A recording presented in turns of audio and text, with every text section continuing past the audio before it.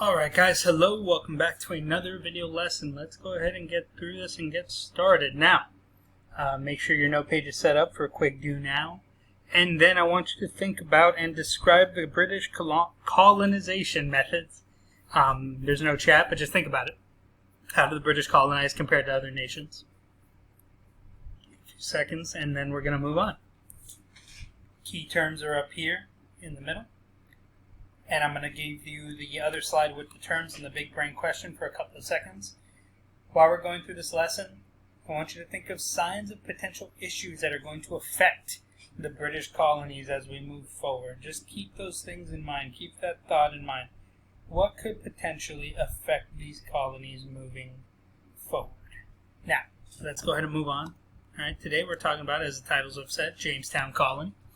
Alright, this is our recorded session for today, so let's move forward to the objective. We're going to explain the significance of the year 1607. We're going to talk about why it was the founding of Jamestown and the hardships that the first inhabitants had to deal with.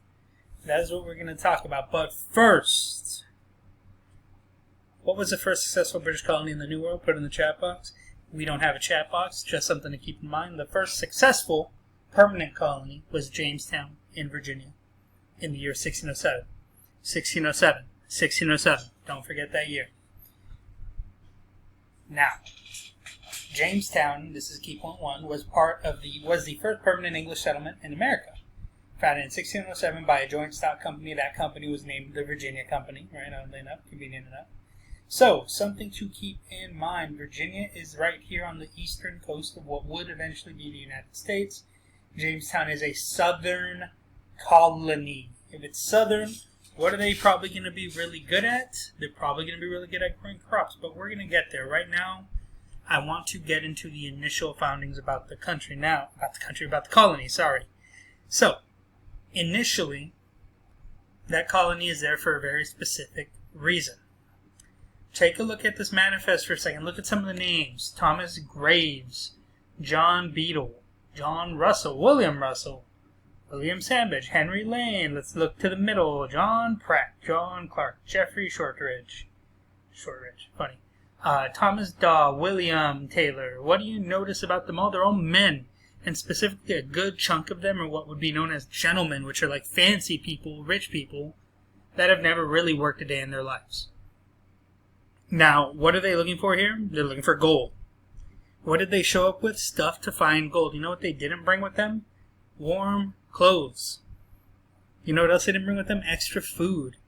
They were not prepared to start a new permanent colony. They were prepared to dig for gold. And what happens if you're prepared to dig for gold and not do much else?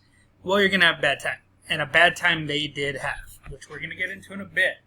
But before we get to those bad times, we need to talk about not necessarily the good times, but a few people, a pair of people specifically. Now, leaders of Jamestown. Early on, in the beginning, we got a guy, John Smith. Right? John Smith was the leader of the colony early on until he was hurt in a gunpowder accident. He teaches/forces these colonists to produce their own food for survival. They didn't want to farm.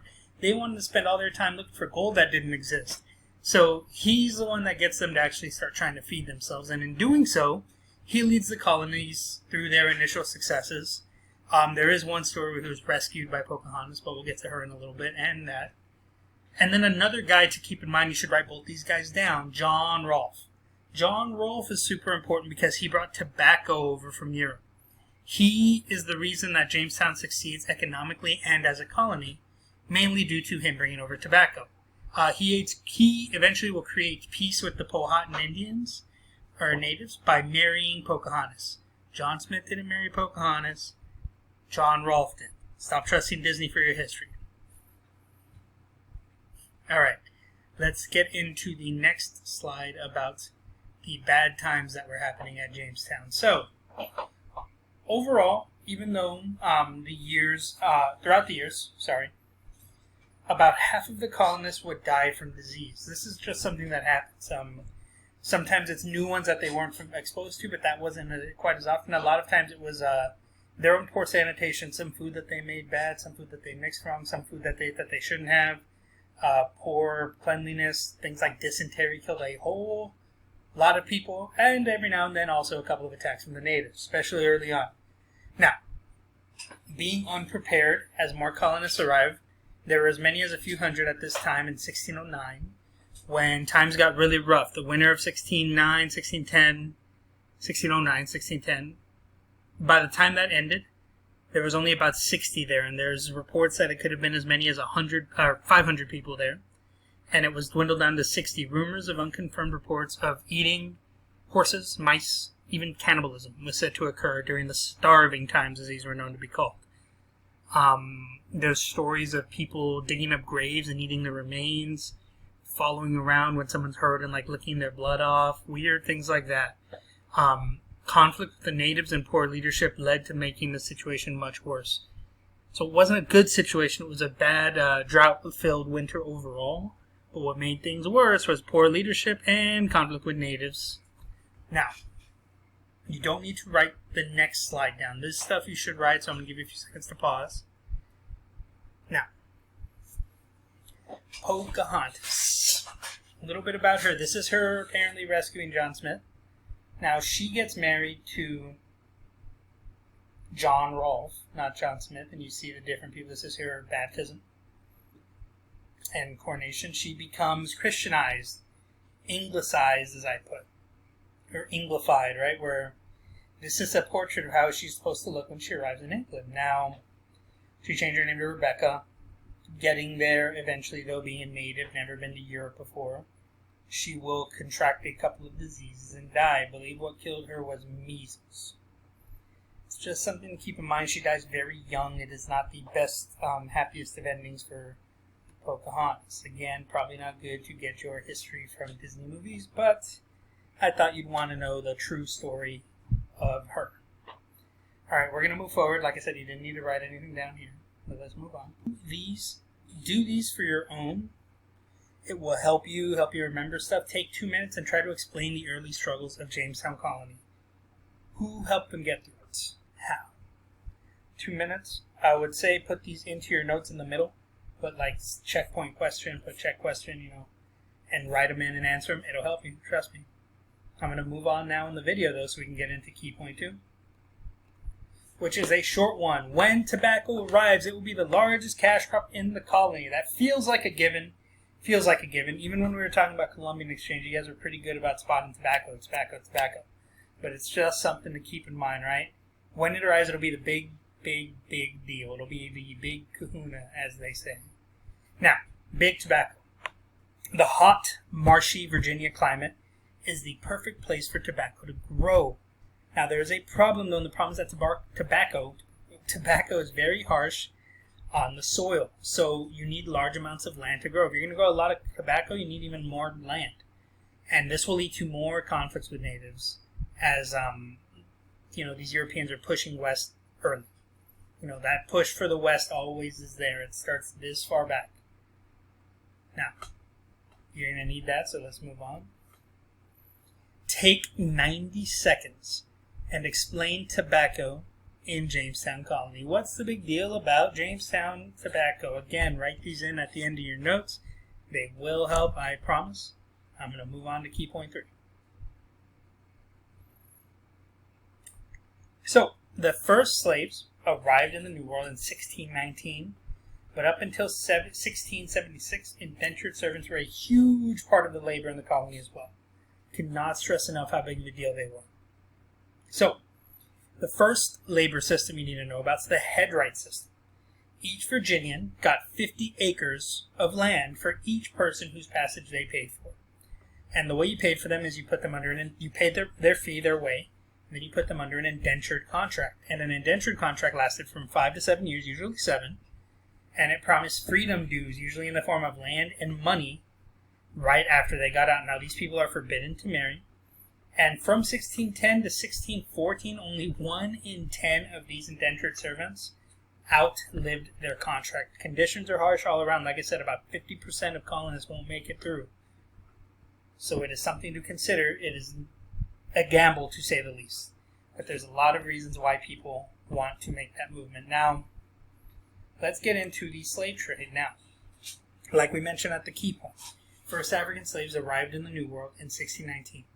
technically they were indentured servants, and there was at least 20 men, that much we know. They would not be able to live out their contracts and instead be forced into slavery, so they're never able to actually collect on their contracts. So let's keep moving in. Again, you need to get some of this. You need this down. You need that top. You don't need this top one. It was in your key point.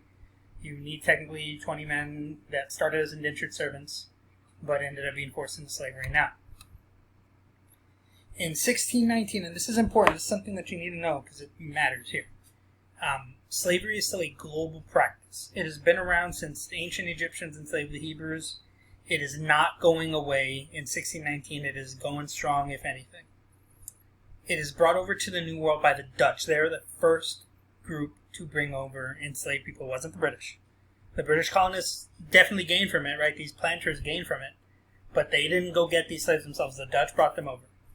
And to try to tell you how normal this is, there's a guy named Anthony Johnson who was an Angolan from Africa. He was a slave who bought his freedom and turned around right after and just purchased slaves as well. I'm not trying to justify what these people did. I'm simply trying to show you this is what people did back then. This is how they acted. That doesn't make it any less evil. It's just something people did. It doesn't make it okay. Can't stress that enough. But it is something that everybody did. It was just something that happened. So we're going to move on a little bit more. I want to show you some numbers. I want to give you some numbers to put to these. And again, watching the video, I'm going through it fast, so it's a shorter video. When you're at a slide, please pause if you're taking notes so you can actually take your notes and then you can hear me talk through. Now, some numbers, like I said, right? Of the 12 million slaves brought over through what would be known as the transatlantic slave trade in the whole time it was established, less than 5% were brought to the New World. The New World being North America. Less than 1 million were be brought to what would be the U.S. Most ended up in the Caribbean and South America, working on plantations, sugar plantations. I believe tobacco as well. What would eventually be coffee, bananas, all sorts of stuff. I tell you this not to forgive those who participated, but so you can think that slavery wasn't just Alright, it doesn't forgive who participated, but don't think that slavery is something that was just created all of a sudden. Slavery didn't come up in 1619. It's not new. It's been around a long time. It is a global institution, and it takes years and years for it to be slowly whittled down and away. And unfortunately, something to keep in mind is the United States is the very, very, very last person, or not person, it's not person, country to go to this, but it is still something to know. During this time, in 1619 and 1607, it is global, and everyone does it. That doesn't make it okay. It's just how it was.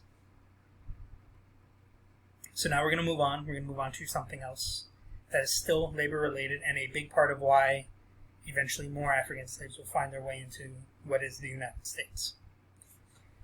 So when indentured servants, which we talked about earlier, finished their contracts, they were often given some land and some money and sent out west. Usually they were on the outskirts of the colony, right outside. Now, fast forward to the year 1676. A guy named Nathaniel Bacon and some other former indentured servants like him are attacked by natives, and they go to the governor to complain.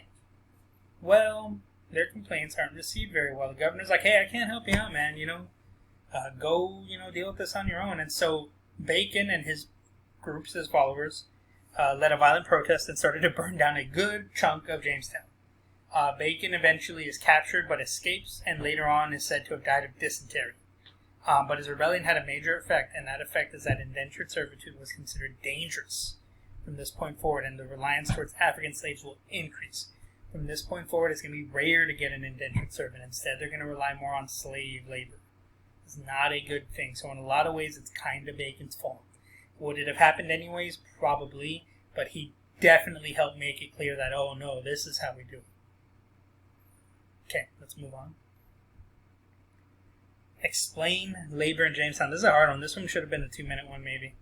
But go ahead and break it down. And go and move forward. Last key point 4. The Virginia House of Burgesses was the first representative government in the New World and in the colonies. Representative, keep that in mind. So, In 1624, Jamestown became a royal colony, meaning that instead of the joint stock company leading it, the Virginia Company, now it was one of the king's colonies. They established their own form of representative government named the Virginia House of Burgesses, where they would elect their own representatives to represent people and everything. So this is the first representative government you see in the New World and in the colonies specifically.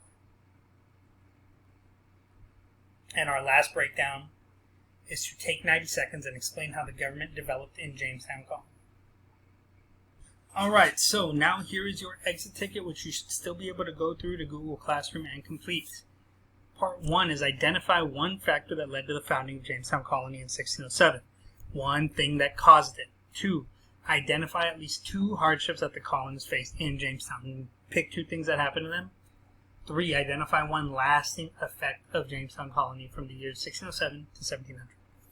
That is it for this video, guys. I'll see y'all in class later. If you need anything, remember to hit me up on Teams or send me an email. Have a good one, guys.